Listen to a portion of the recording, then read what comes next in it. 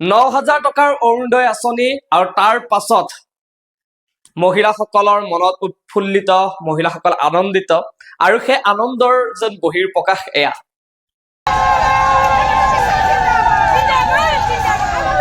দৌৰা দৌৰা দৌৰা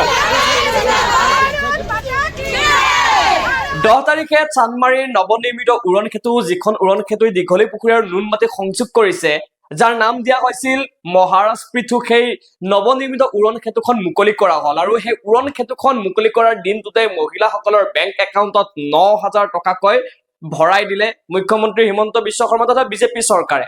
আৰু তাৰ পাছত অৰুণোদয়ৰ ধন লৈ মহিলাসকলে এইদৰে দলে বলে উৰণ সেতুলৈ আহিল আৰু উৰণ সেতুত এটা এই ধৰণৰ পৰিৱেশ দেখিবলৈ পোৱা গ'ল।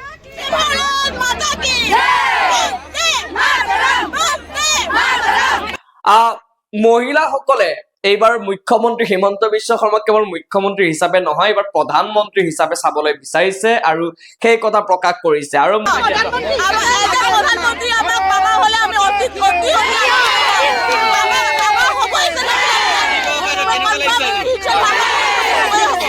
মহিলাসকল ইমানেই বেছি উৎফুল্লিত হৈ পৰিছে বা মুখ্যমন্ত্ৰীৰ প্ৰতি তেওঁলোকৰ মৰম আদৰ ইমান বেছি বৃদ্ধি পাইছে যে মহিলাসকলে এইদৰে কবলৈ আৰম্ভ কৰিছে বা বাধ্য হৈছে। দৌৰি দৌৰি আহিছে।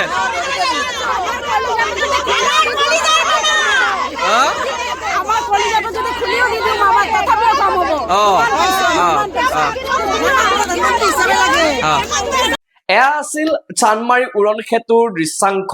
আমি মহিলাসকলৰ ভাল লগা মুহূৰ্ত বা মহিলাসকলে কি কব বিচাৰিছে সেয়া আপোনালোকক দেখুৱাইছো।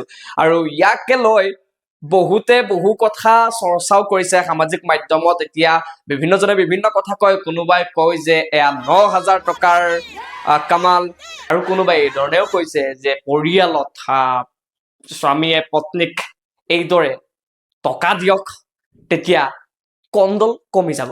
কিন্তু সেয়া জোকছ এপাৰ্ট।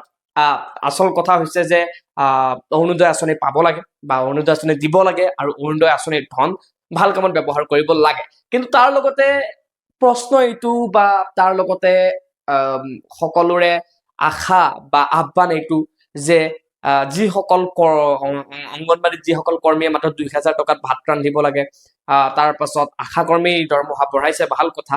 যিসকল আচলতে পাব লগা হোম গাৰ্ডৰ কথা ক'ব লাগিব, হোম গাৰ্ডসকলে যথেষ্ট কম দৰমহাত কাম কৰি আছে, সেই সকলো মানে কাম নকৰাকেই যিহেতুকে ইমানখিনি টকা মানুহে পাই আছে বা দি আছে চৰকাৰে, কাম কৰা সকলকো সিমানেই দিয়ক।